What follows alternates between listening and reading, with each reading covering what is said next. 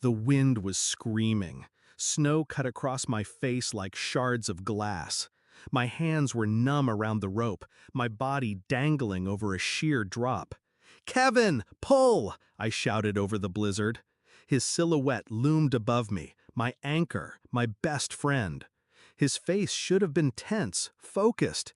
Instead, he was smirking. "It's time to say goodbye," he said. Then came the flash of steel. "Kevin, no!" I begged, my voice swallowed by the storm. The rope went slack. I fell. White swallowed me whole. A deep pocket of snow broke my landing, but pain exploded in my leg. A sickening crack. My scream was lost in the wind. The sky above was already closing, flakes falling heavier, faster. Somewhere, buried in the howl of the storm, the sound of Kevin's boots crunching away. It took minutes to realize I wasn't dead, hours to realize he wanted me to be. Kevin wasn't just my climbing partner, he was my oldest friend.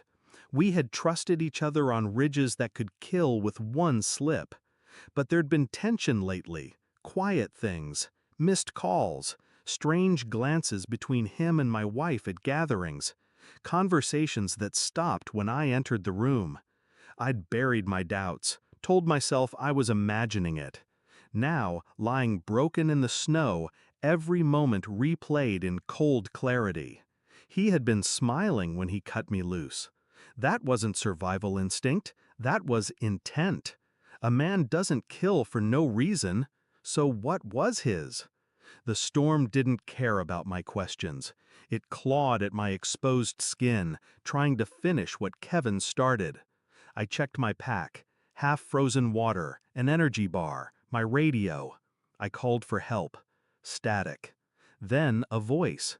"Dad, hold on, I'm coming for you." My son, miles away in base camp.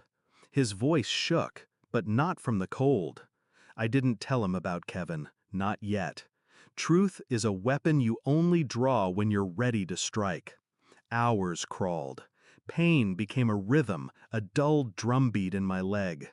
My mind worked faster than my body, turning over every memory, every sign I'd missed. 2 weeks ago, my wife had been at the market when I saw Kevin's truck pass my street. A month before, he'd canceled a climb, claiming sickness, but posted pictures from a different summit the same day. I had ignored it all, because you don't suspect the man who once pulled you up from a near-fatal fall. Until he decides not to. By the time my son reached me, night had fallen. He built a small windbreak, gave me his jacket, and got me on the sled. Halfway down the slope, he said it quietly. "Dad, I saw Kevin. He came into camp without you, told everyone you'd slipped, that you were gone. Gone. Erased." The words didn't hurt. They confirmed what I'd already known. When we reached the base lodge, I kept my silence. Let Kevin laugh, tell his story. The others clapped him on the back for making it down alive. His eyes met mine once across the room. He froze for just a second, long enough to know I'd survived.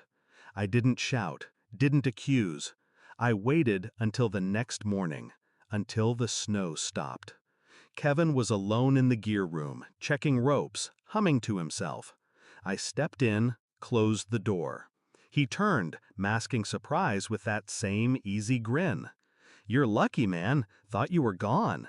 I took a step closer, held his rope in my hands. "You cut it," I said. "No question, just fact." His grin faltered. It was fraying. I let the rope drop to the floor. "Don't insult me." He opened his mouth, but I cut him off.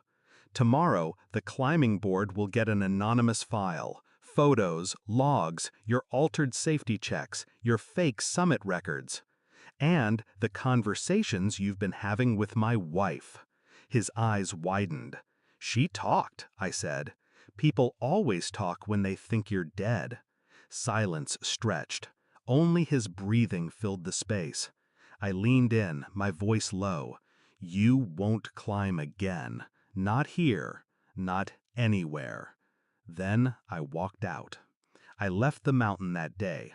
The air at lower altitudes felt heavier, but my mind was lighter. Kevin would find his world closing in soon. No work, no climbs, no way to prove I'd been the one to bring him down. My wife didn't ask questions when I came home. She knew I knew. I didn't need her confession. I didn't need an apology. Sometimes the most brutal revenge is not the fall. It's making sure they live with the weight of what they've done. Kevin left me to die in the snow. I left him buried in a silence far colder.